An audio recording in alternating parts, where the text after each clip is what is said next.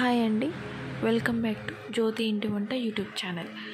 ఈరోజు నేను దొండకాయ ఫ్రై చేయబోతున్నానండి. ఇలా చేసుకోండి, టేస్ట్ చాలా బాగుంటుంది. మనం ఫంక్షన్లో చేసినట్టు చాలా బాగుంటుంది.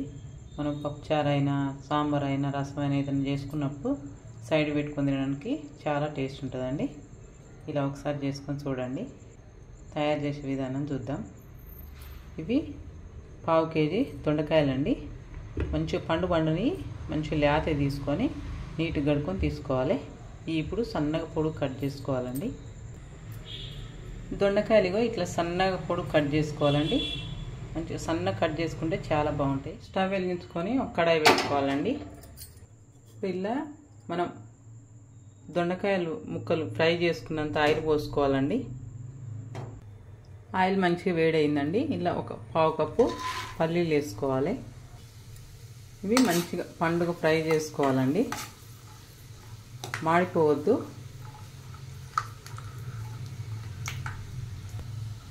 ఇవి మంచిగా పండుగ ఫ్రై అయినాయండి. ఒక కప్లో తీసుకోవాలి. ఇవిగా పల్లీలు మంచిగా ఫ్రై చేసుకొని కప్పులో తీసుకున్నాం కదండి, ఈ పక్కన పెట్టుకోవాలి. ఇందులోనే ఒక 1/2 కప్పు జీడిపప్పులు వేసుకోవాలి. ఇవి కూడా మంచిగా పండుగ అయినాక ఫ్రై చేసుకోవాలి, మాడొద్దు. ఇవి మంచిగా పండుగ ఫ్రై అయినాయండి. ఇవి కూడా ఒక కప్పులోకి తీసుకోవాలి. జీడిపప్పు కూడా ఒక కప్పులోకి తీసుకున్నాం కదండి, ఇది కూడా పక్కన పెట్టుకోవాలి. ఇలానే ఇప్పుడు ఒక 1/2 కప్పు కరివేపాకు కూడా ఫ్రై చేసుకోవాలి. కరివేపాకు కూడా మంచిగా ఫ్రై అయిందండి. ఇది కూడా ఒక కప్పులోకి తీసుకోవాలి. కరివేపాకు కూడా ఫ్రై చేసుకున్నాం కదండి, ఇది కూడా పక్కన పెట్టుకోవాలి. పిల్లనే ఒక 2 పచ్చిమిరపకాయలు ఇట్లా సన్నగా పొడి కట్ చేసుకొని ఫ్రై చేసుకోవాలండి. ఆయిల్ వేసుకొని పచ్చిమిరపకాయలు కూడా పండుగ ఫ్రై అయినాయండి. ఇవి కూడా ఒక కప్లో తీసుకోవాలి. పచ్చిమిరపకాయలు కూడా ఫ్రై చేసుకున్నాం కదండి, ఇవి కూడా పక్కన పెట్టుకోవాలి. పచ్చిమిరపకాయలు కూడా ఫ్రై చేసుకున్నాం కదండి, ఇవి కూడా పక్కన పెట్టుకోవాలి. ఇదే ఆయిల్లో ఇందాక మనం కట్ చేసి పక్కన పెట్టుకున్నాం కదండి దొండకాయ ముక్కలు, ఇవన్నీ వేసుకొని మంచిగా ఫ్రై చేసుకోవాలండి. ఇవన్నీ మంచిగా ఫ్రై చేసుకోవాలండి ఆయిల్ని. దొండకాయ ముక్కలు ఇట్లా మంచిగా ఫ్రై కావాలండి.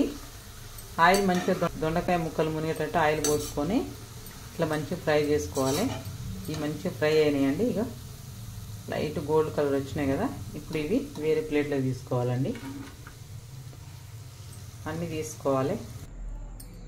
ఇప్పుడు ఒక ప్లేట్లో తీసుకున్నాం కదండి, ఈ పక్కన పెట్టుకోవాలి.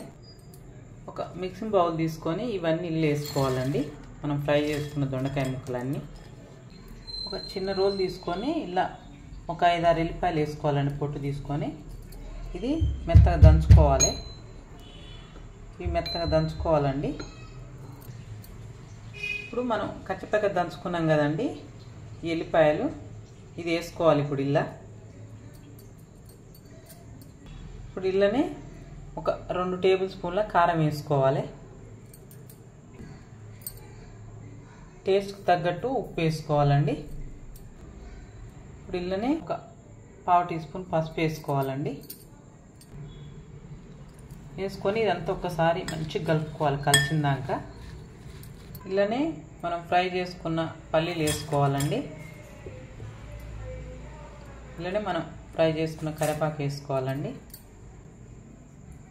ఇలానే మనం ఫ్రై చేసుకున్న జీడిపప్పులు వేసుకోవాలండి.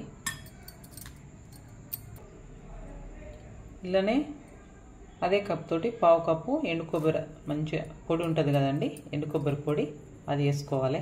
ఇవన్నీ కలిసిందాక కలుపుకోవాలండి మంచిగా.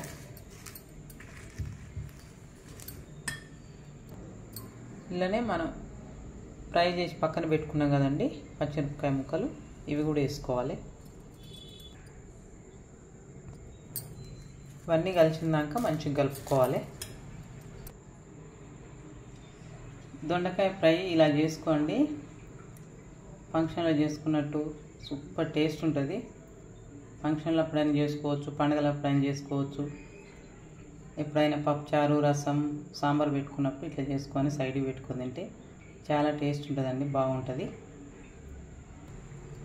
మంచిగా దొండకాయ ఫ్రై ఇట్లా మంచిగా ముక్కులు చేసుకున్నట్టు మంచిగా నూనెలు ఇట్లా ఫ్రై చేసుకుంటే చాలా టేస్ట్ ఉంటుందండి.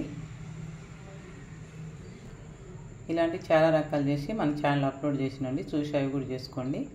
ఇలాంటి మరిన్ని వీడియోస్ కోసానికి మా జ్యోతి ఇంటి వంట యూట్యూబ్ ఛానల్ని లైక్ చేయండి, షేర్ చేయండి, సబ్స్క్రైబ్ చేసుకొని గంట కొట్టండి.